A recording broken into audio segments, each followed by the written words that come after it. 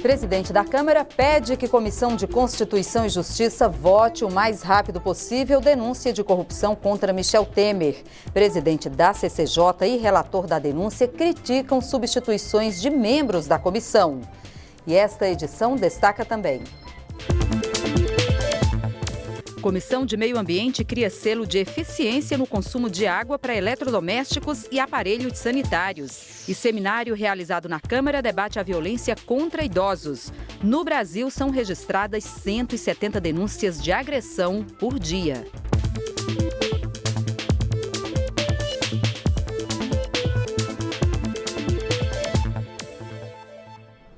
Em Brasília, 1h17. O Jornal da Câmara começa agora. O plenário da Câmara analisou nesta terça-feira a medida provisória que aumenta a multa para frigoríficos que não cumprirem a legislação sanitária. A gente conversa agora com o repórter Dini Moraes, que tem as informações. Dini, boa noite. Mais uma vez, houve forte obstrução aí no plenário. Os deputados conseguiram votar essa medida provisória? Boa noite, Jaciene. Boa noite ou boa madrugada a todos que nos acompanham agora ao vivo pela TV Câmara. Bom, novamente, a gente teve muita obstrução aqui no plenário da Câmara, sim, viu, Jaciene? Foram cerca de 8 horas de discussão dessa medida provisória 772, que endurece as penalidades aí para os frigoríficos que não respeitarem as regras sanitárias. Lembrando que essa medida provisória ela foi editada logo depois da Operação Carne Fraca da Polícia Federal, que desmantelou um esquema que possibilitava que carne estragada, adulterada, fosse colocada no mercado. Então, foi uma resposta aí para tentar coibir esse tipo de crime aqui no Brasil e até fora, né? Porque esses produtos também são exportados. Enfim, Jaciene, hoje a obstrução foi realmente muito forte, não pela medida provisória em si, porque não havia muita discordância a respeito do mérito dela, mas sim pela questão política. Como a gente já vem acompanhando, há semanas os partidos de oposição vêm fazendo obstrução por causa da situação envolvendo o presidente da República, Michel Temer, que foi denunciado por corrupção passiva pelo Ministério Público Federal, denúncia essa que está sendo avaliada pela Câmara neste momento, e hoje também contou com o reforço da obstrução por causa da votação da reforma trabalhista no Senado, reforma que chegou a ser aprovada lá hoje também. Mas isso refletiu aqui no plenário da Câmara, que ajudou a reforçar essa obstrução que vem sendo feita ao longo dessas últimas semanas.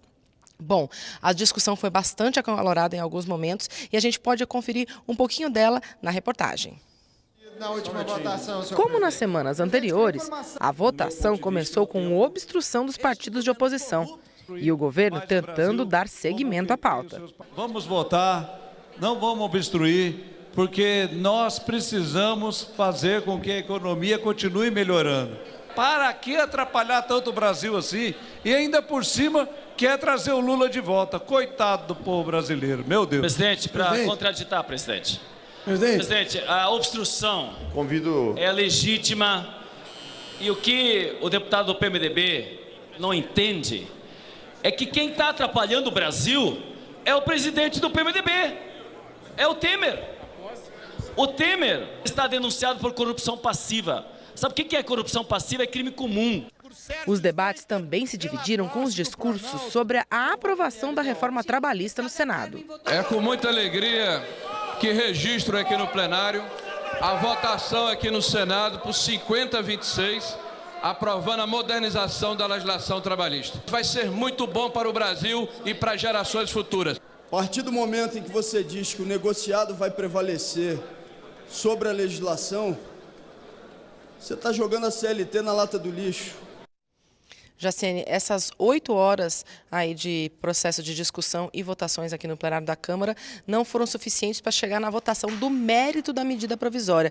Isso acabou ficando para as sessões dessa quarta-feira. Agora, Dini, essa última sessão extraordinária, que acabou agora há pouco, já na quarta-feira, vai influenciar também a contagem aí de prazo, aí a análise da denúncia contra o presidente Michel Temer, né?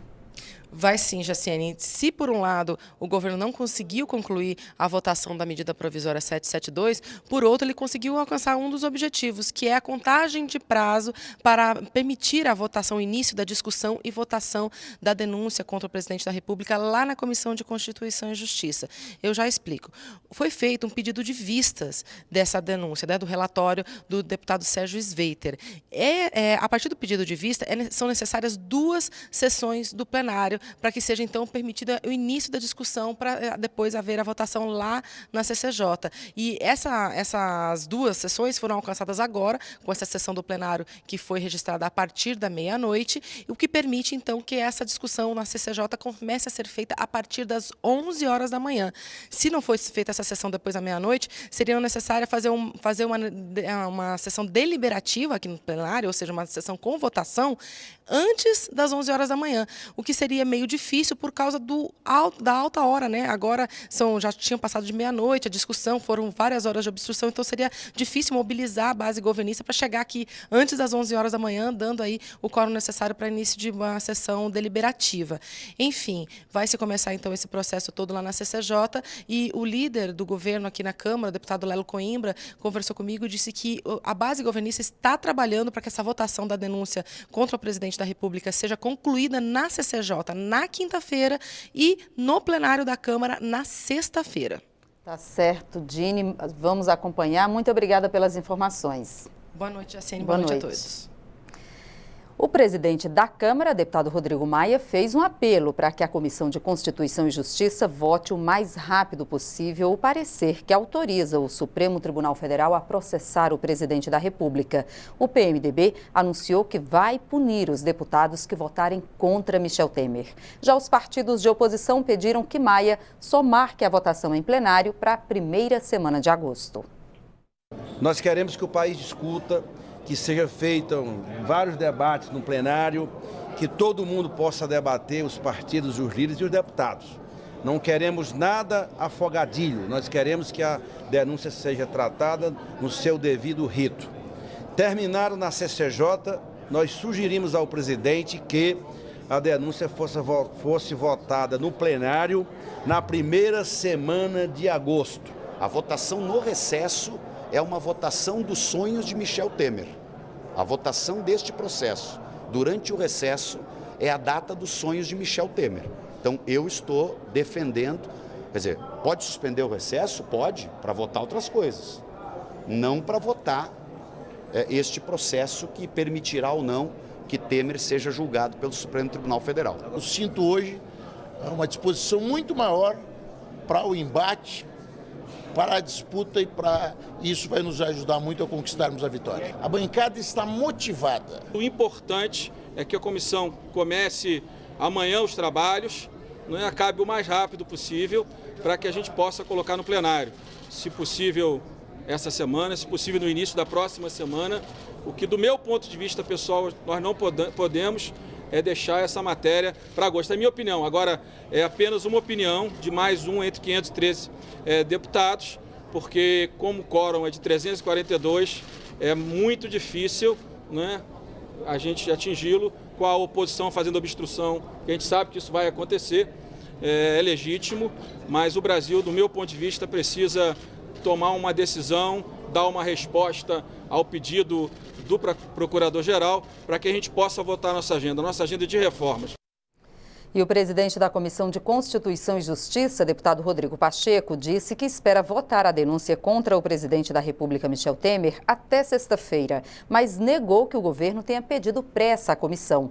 O relator da denúncia, deputado Sérgio Sveiter, que votou a favor do prosseguimento da investigação contra Temer, comentou o pedido de colegas do PMDB para que ele deixe o partido. Tanto Sveiter quanto Pacheco criticaram a troca de integrantes da CCJ. A minha posição pessoal é de que isso fere a independência da Comissão de Constituição e Justiça, que fere a autonomia dos parlamentares e é algo inadequado e criticável sob o ponto de vista ético. Mas há uma previsão regimental da substituição desses parlamentares, que é algo feito pelos partidos junto à Secretaria-Geral da Mesa, não é nem na Comissão de Constituição e Justiça. E em relação à judicialização, esse tema ou qualquer outro tema pode ser submetido ao crivo judicial e isso é um direito de cada parlamentar, de cada partido político fazê-lo. E, não obstante, exista uma previsão no regimento interno da Câmara de que pode haver a troca, eu entendo, mas não vou ser eu que vou questionar isso, que no momento em que o processo começa a tramitar, não é possível mais, numa interpretação minha. Em princípio, essa troca não poderia ser feita, mas eu acho que essa matéria vai ser submetida ao Supremo Tribunal Federal, com certeza. E quanto a essas questões políticas do PMDB, de alguns colegas meus estarem se manifestando desta ou daquela forma, eu acho isso tudo muito natural, mas eu estou no PMDB, continuo no PMDB e pretendo permanecer no PMDB. A decisão de troca acontece em qualquer parlamento do mundo, em qualquer comissão permanente dos países democráticos. Está fundamentado no regimento que é a Bíblia, é a conduta que rege no plenário e rege nas comissões. Isso é absolutamente assegurado. Até meia hora antes pode haver substituição. Veja agora outros destaques desta terça-feira. A Comissão de Meio Ambiente e Desenvolvimento Sustentável promoveu audiência pública sobre a situação das empresas de reciclagem de pneus no Brasil. Representantes do setor disseram que os altos custos de produção, o peso da carga tributária e as dificuldades para coletar o material inviabilizam a atividade. Os empresários pediram mais incentivos do governo, já que colaboram para que os pneus não sejam abandonados nem queimados, o que libera gases tóxicos. O relator da proposta de emenda à Constituição sobre o novo regime de pagamento de precatórios quer uma solução definitiva para as dívidas de estados e municípios contraídas após condenação judicial. O parecer do deputado Arnaldo Faria de Sá, do PTB de São Paulo, deve ser apresentado na primeira quinzena de agosto na comissão especial que analisa o tema. Em audiência pública, os deputados ouviram sugestões da Ordem dos Advogados do Brasil e de representantes de estados e municípios endividados. Ao todo, União, estados e municípios devem cerca de 100 bilhões de reais em precatórios e alguns afirmam que a conta é impagável. A Comissão de Meio Ambiente criou um selo de eficiência no consumo de água para eletrodomésticos e aparelhos sanitários. A ideia é incentivar a economia desse importante recurso natural e premiar empresas que produzam equipamentos mais eficientes. Diversas cidades brasileiras passam por uma severa falta de água. Com o objetivo de minimizar essa escassez, a Comissão de Meio Ambiente aprovou proposta que cria o selo Proágua, que indicará quais eletrodomésticos e vasos sanitários são mais econômicos. O selo Proágua vai ser parecido com o que já existe hoje nos eletrodomésticos, o Procel.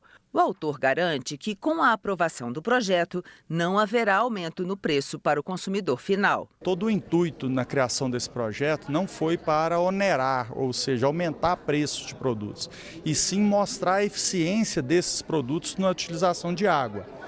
As empresas terão a obrigatoriedade de mostrar qual que é a eficiência numa escala, né? Para que o consumidor possa avaliar qual é o melhor produto para que ele leve para a sua casa. Isso vem no sentido de conscientizar a população e também a fábrica de equipamentos, tanto eletrodomésticos como aparelhos sanitários, venha otimizar cada vez, utilizar menos água e ter mais eficiência. E enquanto esse selo não sai do papel, nunca é demais continuar economizando água. As pessoas percebendo, né, que a água agora de fato está faltando, né? As medidas básicas, fechar a torneira, escovar os dentes, né? Tem procedimentos básicos. Uma medida que eu já implantei em casa, que eu aprendi semana passada, que é você usar, por exemplo, o mesmo copo para cada pessoa na casa durante o dia. E você lava ao fim do dia o seu copo. Se for só para água, ele pode ficar o dia inteiro com a mesma pessoa. Então, são pequenas medidas, né, de ganho de consciência que vão trazer ganho para todas as pessoas, né? E, consequentemente, abaixa a conta sua de água e nós tenhamos um planeta mais preservado. O projeto ainda terá que ser analisado pelas comissões de Desenvolvimento Econômico e de Constituição e Justiça. As comissões de defesa dos direitos da pessoa idosa e de legislação participativa promoveram um seminário sobre a violência contra o idoso. No Brasil, pelo menos 170 denúncias de agressão são registradas por dia. 15 de junho é o Dia Mundial de Combate à Violência contra o Idoso. A data tem o objetivo de chamar a atenção para alguns dados que são alarmantes. O Disque 100, que recebe denúncias de violação dos direitos humanos, recebeu só em 2015 quase 63 mil denúncias de violência contra idosos. O representante do Ministério dos Direitos Humanos no seminário disse que é importante denunciar, porque os casos são levados a sério. O Disque 100 monitora essa atuação, acompanhando se de fato aquela situação que foi revelada ela foi procedente ou não, se houve alguma medida protetiva em relação àquela vítima violada nos seus direitos ou mesmo a responsabilização do agressor. A deputada Flávia Moraes solicitou a realização do seminário. Ela defende que a Câmara aprove o projeto de lei que inclui as mesmas penas da Lei Maria da Penha para o idoso homem que for agredido.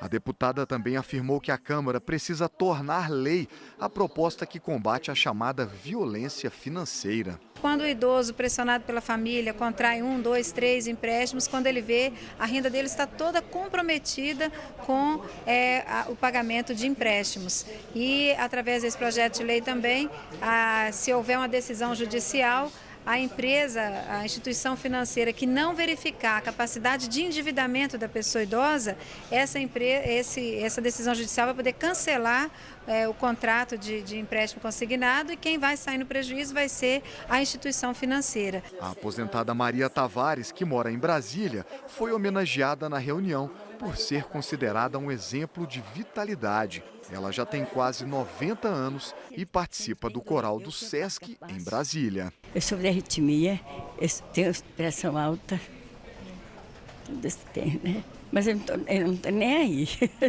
Enquanto eu estiver andando, tiver força para andar e para viver, tá bem. Canto, e o amor que eu amo tanto não me escuta, está dormindo. Canto e por fim, nem a lua tem pena de mim.